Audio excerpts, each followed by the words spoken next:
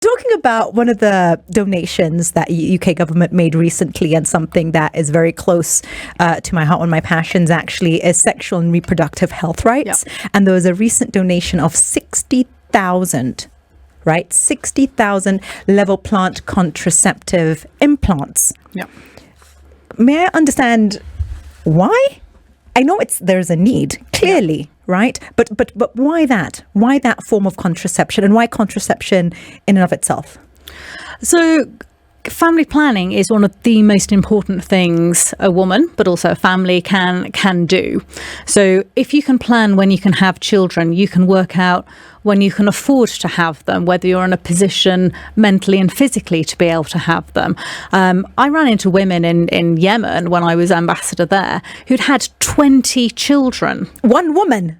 Multiple women who had all had 20 children each, and at least half of them had died in childbirth, half of them had died, as children, some of them as they were born. Yeah. And these women said, we just need choice.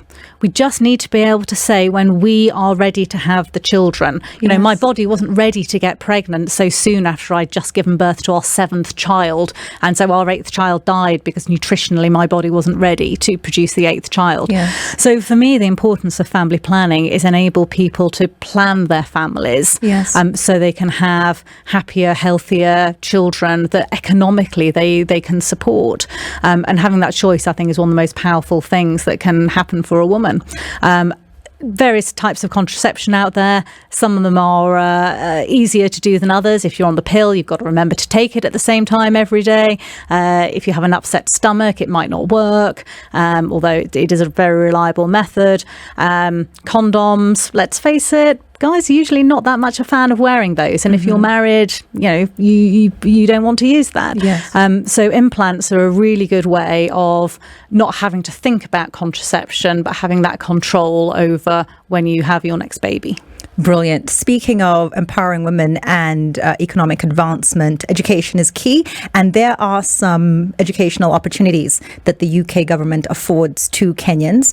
The most famous, I think, is Chevening. Am I pronouncing it right? Yep, Chevening. Tell me about that and the criteria for selection.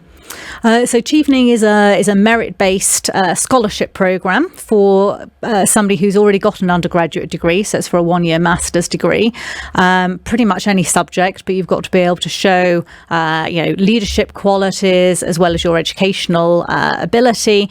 It's a big job because this year we got 3,000 applications and we've only got 35 scholarships. So you've got to be in it to win it. Contact me. Tough. I know someone. Huh? That won't work. That will not work. I know.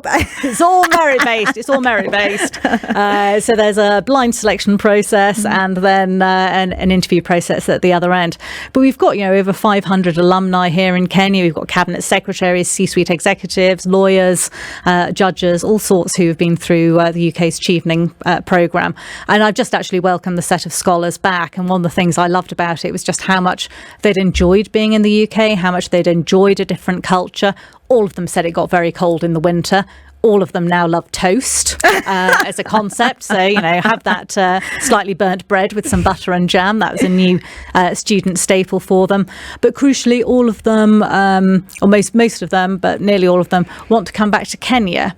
And for us, that's the point of the programme. It's not come and make the UK great. It's about how can we help you be the future leaders of your own country to make your own country even greater than it already is. I can attest to that. I do know a few Chevening scholars. Yeah. And they're doing good stuff. They're doing great work. So, kudos to you. So just to find out something that surprised you about coming to Kenya and heading the High Commission that perhaps you weren't prepared for in London, or just surprised even in a positive way?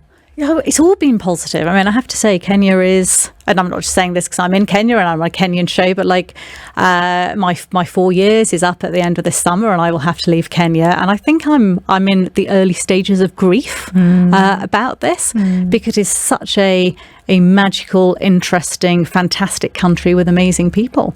And I'm going to miss that. I'm going to miss my friends. I'm going to miss the ability to pop to the Masai Mara or the Nairobi National Park or the coast, which, I know is a middle class luxury. Most Kenyans can't do that. But it's something that I've really enjoyed here. Perks of the job. Perks of the job, definitely. I need you to outline for me what the Kenyan equivalent of Jane Marriott needs to know. She's between 23 and 26, 27. From your experiences, the good, let's start with that. Then we go to the bad, then we go to the ugly, right? What is it that you want to equip this woman with? So my first bit of advice would be realistically ambitious. So have ambition, but don't be so ambitious you're never going to achieve it. Have that, but then see, okay, what's the reality? Where can I go? Where can this journey take me? So had you asked 20-year-old Jane, still at Durham University, editing the student paper, that she would become High Commissioner in Kenya via Ambassador in Yemen, I'd have gone, no, sorry, I think you're mixing up the multiverse here. That's a different Jane Marriott, a parallel universe that you're talking about. So I didn't know where that journey would take me. But the other thing that I think is crucial is planning.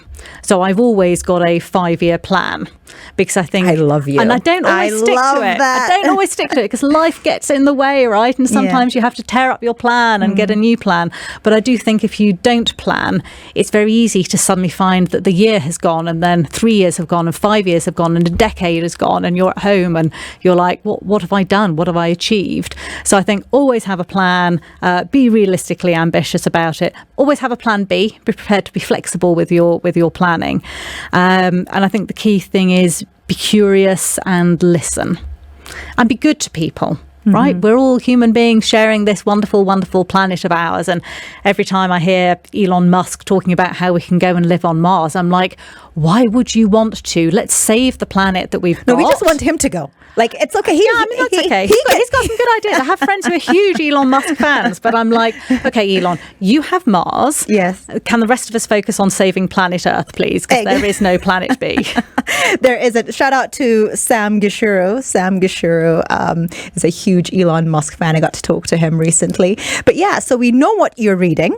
Yeah, our time is almost up. I want to understand what you're watching, what this sci-fi apocalyptic show is, and then what you're listening to. We got about 1 minute. So I've just finished watching actually a television version of Around the World in 80 Days. But before that, I was watching some zombie apocalypse stuff. So that was where I was going. What am I listening to? I actually quite like female jazz. So American jazz, Nina Simone, Ella Fitzgerald, Peggy Lee, people who I don't suspect get played on your airwaves that much, but I love them. They were the pioneers. Brilliant. Thank you so much. Her Excellency, Jane Marriott, OBE, British High Commissioner to Kenya. We're going to go out. I'm going to find a couple of guys. I'm going to double date. It's a happening. You're on. But we're going to work on your outfit. Yeah, I do need some help on that. Yeah. I'm feeling very dressed down compared to you today. Yeah, we're going to work on your outfit. I had Rashlyn Bachu. I've had Carol Kinoti. I've had African Fabrics and Designs. Ellen Design. There are a few ladies I know who can really glam you up, and then we hit it out. I look forward to it, and thanks for having me on today. Enjoy your weekend. Thanks. SpiceFM.